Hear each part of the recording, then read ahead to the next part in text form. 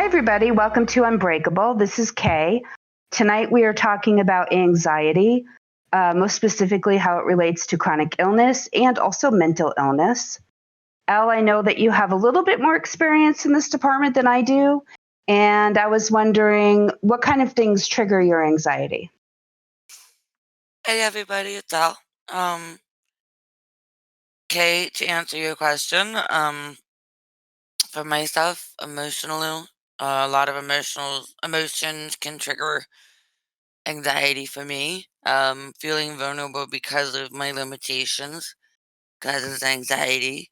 Um, really, it all depends. It depends on the day. It depends on what your circumstances are and things like that. It'll just fluctuate. You kind of just have to roll with the punches. How long exactly have you been diagnosed with anxiety? Let's see. I wow, I'm gonna make myself sound really old. But I would say I would say since I was 11, I was diagnosed with it. I'm pretty sure I had it before then, but let's face it, sometimes it takes a while to figure out what all's going on. hmm And did something like cause it at that particular age, do you think? Did something cause it at Yeah. 11? Did you have like trauma that caused it, or was it Well, just something that came on gradually? at 11, I mean, there was a lot of things that contributed, but I think it was just kind of like a TKO punch kind of thing. hmm When I was 11, when I became really ill and we started seeing the first signs of the chronic fatigue and the fibromyalgia. And that was when, really started feeling that anxiety, not knowing what was wrong with you, so many doctors not understanding or agreeing, thinking you're crazy, insane, all of these other things. hmm Um, I think that's a legit reason to be extremely anxious. Going to school every day, nobody understood, so there was no support there whatsoever. Yeah, things have changed a lot for kids with guidance counselors and awareness, so that's good. But not Yeah, always was like that when we were younger. no, no. Did your family have any idea that you were dealing with anxiety? Yeah.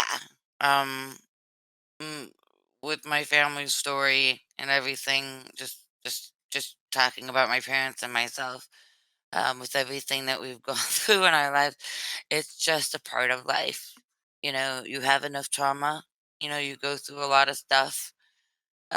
Trauma, drama, and stress. and hmm and and it just adds up after a while. And anxiety just becomes a part of life. And you just have to find a way to get through it and deal with it.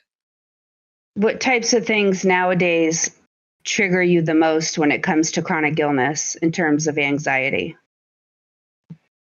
Right. Nowadays, I would say, running out of medication, scary.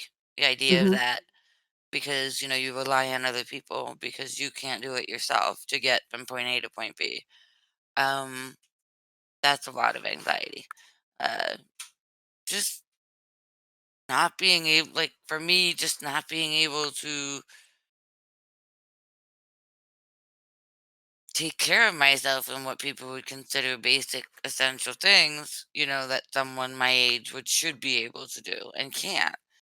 Um, just going, and then, when you do get out, the anxiety of being out and people not understanding who you are, what's going on. It looks like I can see. Yes, I can see, but doesn't mean I can see you. That's right. anxiety. hmm Not being able to, not being for sure if you're going to hear people when you're out and about. That's anxiety. hmm Yeah, When I can you're, imagine depending on people for a lot of your basic needs. And I know that's anxious. That puts me in a really anxious position because I've Mhm. always felt like, what if those people just suddenly vanish? Then what? Exactly. It does hmm go through your head. It goes through your head. Yeah. So, like, what are some of the ways that you handle when you're going through like a anxious episode or panic attack or just really having an anxious day? What are some of the things that you do to, I guess, calm yourself down or work through that? Um, I am very fortunate to have an amazing therapist, and she has given me many wonderful techniques Mhm. to help with anxiety. I also have a psychiatrist that has me finally on medication that not only helps me to deal with my anxiety, but also to prevent and maintain it in cases as well. Mhm. So, very grateful for that. The techniques, um, there's one, and most people are gonna probably go, "What?" This is called the tapping solution. Mhm. And it's a method that you use, and you're basically tapping on your pressure points as you're, um, talking to yourself, talking yourself down from a panic attack, talking to yourself through the anxiety, helping you to focus, bring Mhm. yourself back to the now instead of the . Right. Um, Music always is a big thing for me too. Mhm. Nature, Yeah. wonderful. Just getting outside, walking around. Um, those are things that really seem to help me with anxiety. I think some of the things that help me as well is creativity. If you can distract yourself and create something, like let's say, you're into painting or you're into writing or, whatever you may be, maybe you're a musician, whatever you might be good at, just taking that time and just distracting yourself and creating can really give your anxiety a focus. And Mhm. then also having something to do with that energy. So maybe you can't go for a run like some people, but you can certainly walk. Mhm. You can swim. If your joints have issues, you can swim. Just Mhm. having some physical ways to let some of that anxiety go is absolutely beneficial. Yes, it And is. then there's also a grounding tool. I don't know if you've heard of this grounding tool, but they I'm pretty sure basically I have, but remind me anyway.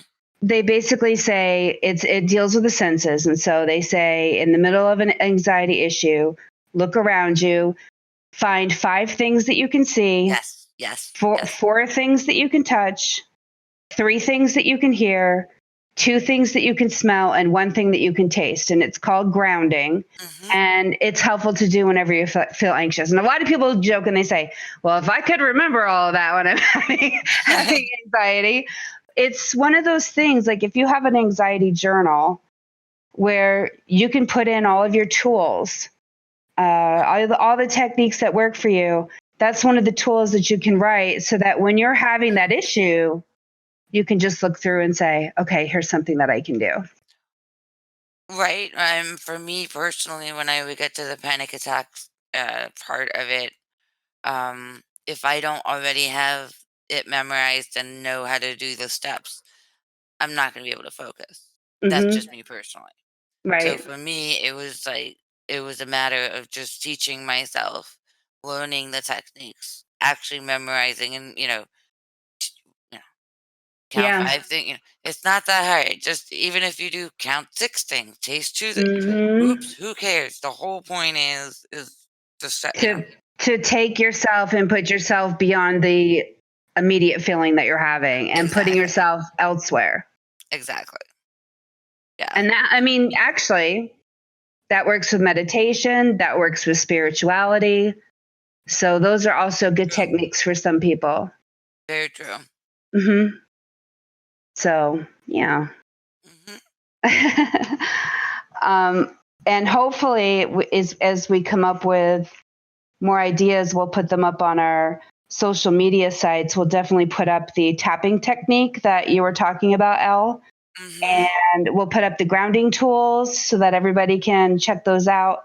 And we'd love to hear some of your ideas as well. Hmm. Um, Anxiety is a huge issue when you're first diagnosed, and it never really ends. I hate to tell you guys, but with this new lifestyle that we live, it's always going to be somewhat of an issue because you just never know what every day is going to bring when you wake up in the morning. That's just it. That's Mm-hmm. just it. And especially when you're dealing with chronic illness, Mm-hmm. every day is literally you don't know. Mm-hmm. Is Yep. it You going to could. be a flare day? Is it going to be a fiber fog day? Am I, fog brain, however you want to call it. I mean, there's so many different things you don't know. So, Are your friends going to call you up and give you all kinds of hell because you can't do what you did yesterday? right. There's so many things that can trigger it. So I think being a part of a community really helps too, because you can bounce these ideas off of each other and know that you're not alone in the way that you're thinking. Because you don't have to have it all perfect, and we all feel these things. Yes. Oh, I also thought of another technique as well that Hmm. some people, meditation does help as well. Absolutely. Yeah. Which, Even if you get into a regular habit of just doing it, once a day, um, it really just helps you center yourself and calm yourself before anything gets started. and it really kind of takes some practice, doesn't it? Because I know a lot of people have a really hard time just kind of quieting their minds in general. Hmm.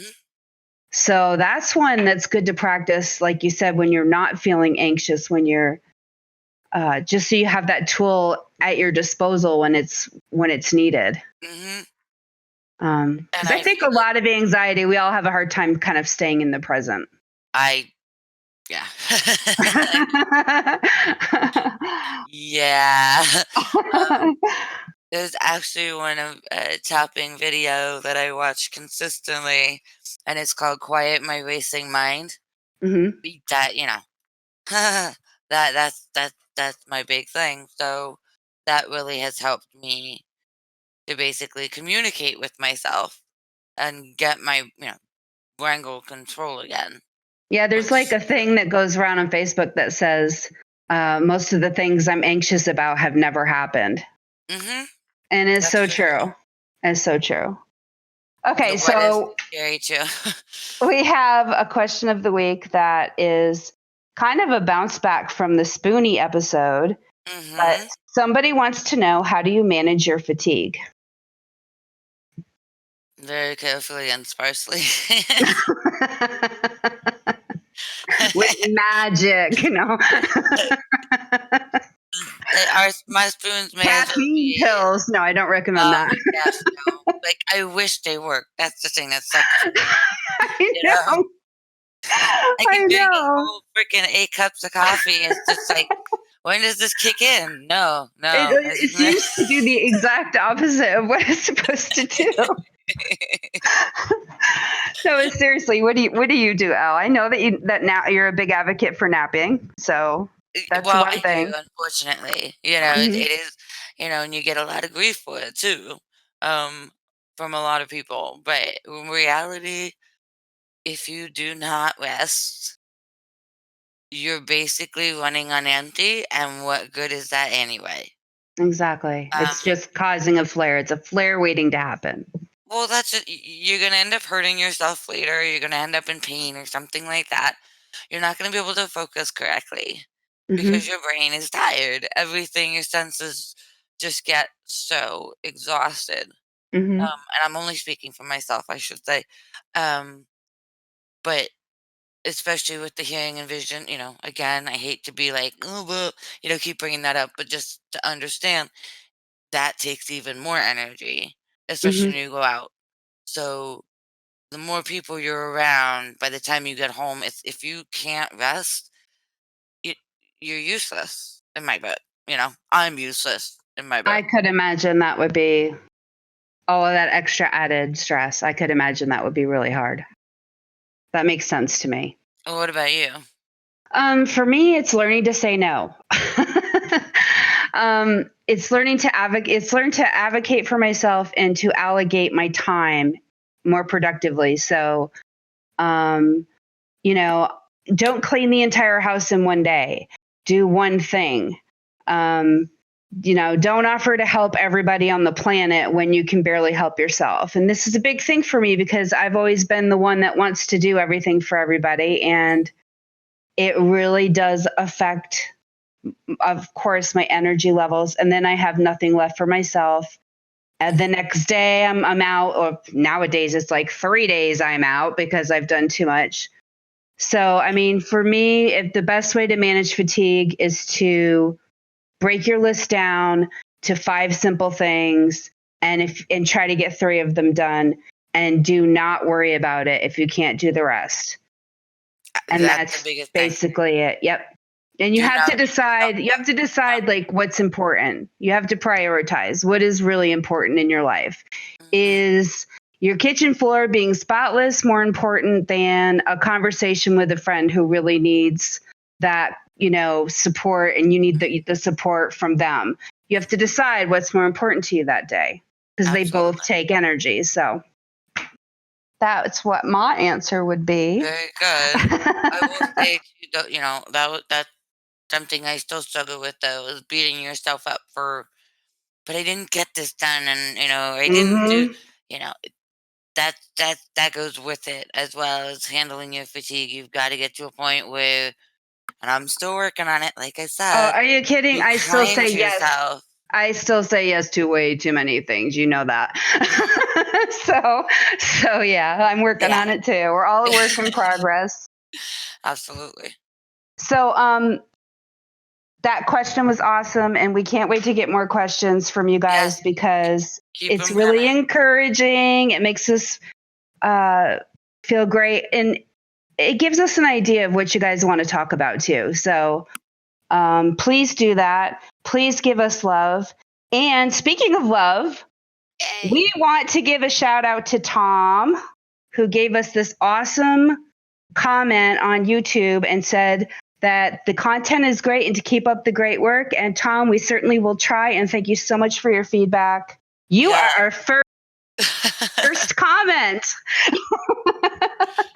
So yay, Tom. Thank you so much. You're awesome. We really appreciate it. And what is the topic for next week, Elle? Okay, so the topic for next week is relationships and or dating with chronic illness. And I'm so excited to do this one, because I cannot tell you how many people are just like, how do you handle sex? How do you handle dating? When do you tell somebody that you're chronically ill? Mm-hmm. Oh, my husband was fine till the first year, and then he walked out. I mean, just all of these relationship issues that come up. Yep. We are going to have so much to discuss. I mean, I can't wait. It's going to be a great one. Yeah. I mean, even, my ex-husband and everything, so yeah, there'll be a lot to talk about with this. So, and again, if you want to leave questions even for that, you can find us on Facebook, Twitter, and Instagram. All of our information will be in the description of this video. And our quote for the week on anxiety is: living with anxiety is like being followed by a voice. It knows all of your insecurities and uses them against you. It gets to the point when it's the loudest voice in the room and the only voice that you can hear. Absolutely true. I feel like it sums it up perfectly. It really does. It really does. So any closing thoughts? I was just gonna say, just remember, you're not alone. And that you can get through this. There's the tools. You have the ability. And we'll be here next week.